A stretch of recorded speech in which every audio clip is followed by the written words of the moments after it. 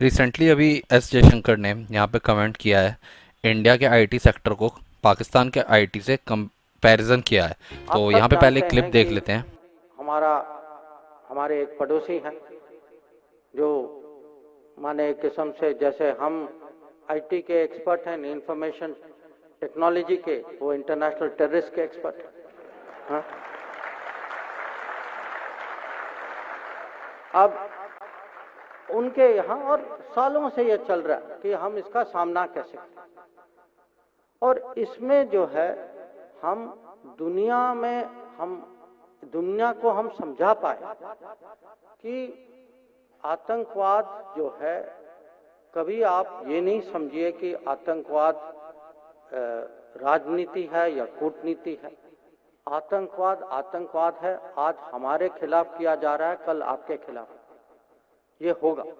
और दुनिया अब समझ चुकी है। आपने देखा होगा कि आजकल आतंकवाद पर दुनिया जो है, जो पहले जो मानती थी कि हाँ कहीं कहीं और हो रहा है तो हमें क्या परवाह है इसमें, अभी इसमें हम दुनिया को एक किस्म से साथ लाने में हमें, मैं नहीं कहूँगा कि पूरी सफलता मिली है, पर पहले से जो है दुनिया की समझ पहले से ज़्यादा है। दुनिया आजकल कम बर्दाश्त करती है इसको, और इसके कारण जो है जो भी देश आतंकवाद का उपयोग करता है उन पे आज वो दबाव है, वो हिचकिचाते हैं, और कभी कभी जब कुछ करते हैं उसका जवाब तो आप जानते ही हैं। तो तो ये भी एक, मैं कहूँगा कि कूटनीति का एक उदाहरण है।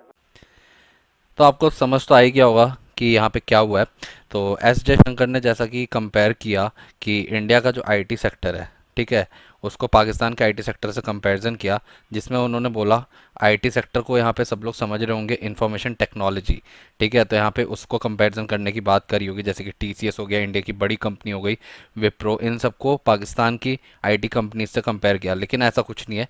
यहाँ पे इंडिया का जो हुआ आईटी सेक्टर वो इंफॉर्मेशन टेक्नोलॉजी हुआ, बट पाकिस्तान के जो आईटी सेक्टर से कंपेयर किया है वो यहाँ पे इंटरनेशनल टेररिज्म से है, ठीक है। तो यहाँ पे सारी बात यही है कि पाकिस्तान जो है हमेशा से अपने कंट्री में टेररिज्म को प्रमोट करता आया है। तो इसी के ऊपर एस जयशंकर ने स्लैम किया है यहाँ पे, ठीक है। एस रिसेंटली यहाँ पे बात आई थी कि यहाँ पे पाकिस्तान का एक बहुत बड़ा बैंक है, हबीब बैंक, ठीक है, जो कि पाकिस्तान का लार्जेस्ट प्राइवेट लेंडर बैंक है। जैसा कि इंडिया में आपका एचडीएफसी बैंक हो गया, आईसीआईसीआई बैंक हो गया, ये यहाँ के इंडिया के बहुत बड़े बैंक है, वैसे ये हबीब बैंक जो है वो पाकिस्तान का सबसे बड़ा बैंक है, जो कि आया है यहाँ पे स्कैनर में, ठीक है, यूएस में, जहाँ पे बोला गया है कि ये अलकायदा को यहाँ पे फाइनेंशियली प्रोवाइड कराता है, ठीक है, फाइनेंशियल प्रोवाइड कराता है और हेल्प करता है टेररिज्म को प्रमोट करने में।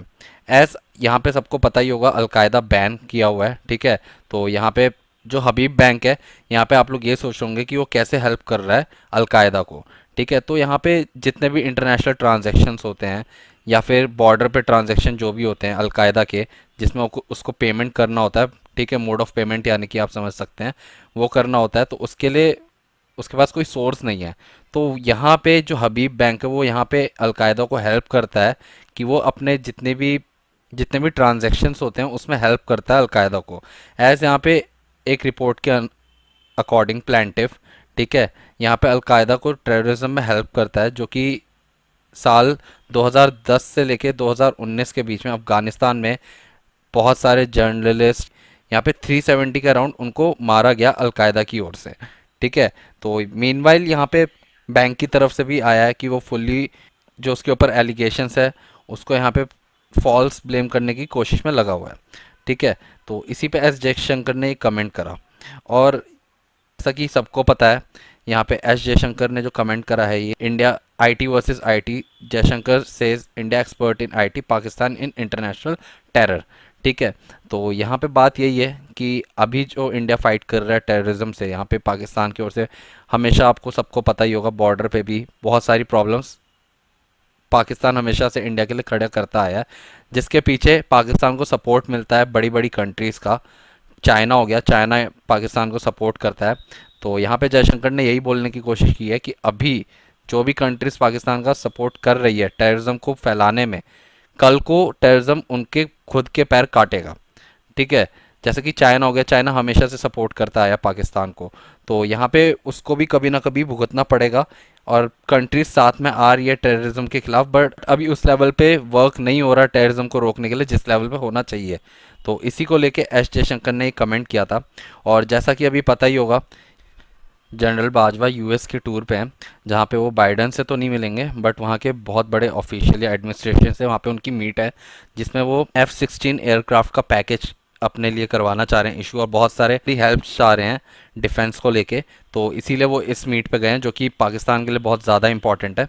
अक्टूबर का मंथ यहाँ पे पाकिस्तान के लिए बहुत इंपॉर्टेंट होने वाला है, ऐसे यहाँ पे FATA अपने सैंक्शंस जो हैं वो पाकिस्तान पे कंटिन्यू करेगा कि नहीं करेगा, ये लिस्ट आएगी पूरी, ठीक है, जिसमें पाकिस्तान ने अपने आप को प्रूव तो किया है FATF को कि वो टेरर के खिलाफ लड़ रहा है, ठीक है, उनकी फंडिंग्स वगैरह जितनी भी जो भी चीज़ें हैं उसके खिलाफ वो पूरा परफॉर्म कर रहा है। बट FATF ने जब ग्राउंड रिपोर्ट करी वहाँ की पाकिस्तान की, तो वो उतने सेटिस्फाई नहीं लग रहे। तो यहाँ पे 100% चांस है कि पाकिस्तान को ग्रे लिस्ट से नहीं निकाला जाएगा, ठीक है। तो इसीलिए पाकिस्तान के ऊपर ये सारे एलिगेशंस हैं, जो कि बहुत सारे ट्वीट्स भी आए हैं पाकिस्तान के खिलाफ हबीब बैंक को लेके। तो ये पूरा मामला था। ऐसे ही करंट अफेयर्स की न्यूज़ से अपडेट रहने के लिए चैनल को सब्सक्राइब कर लें।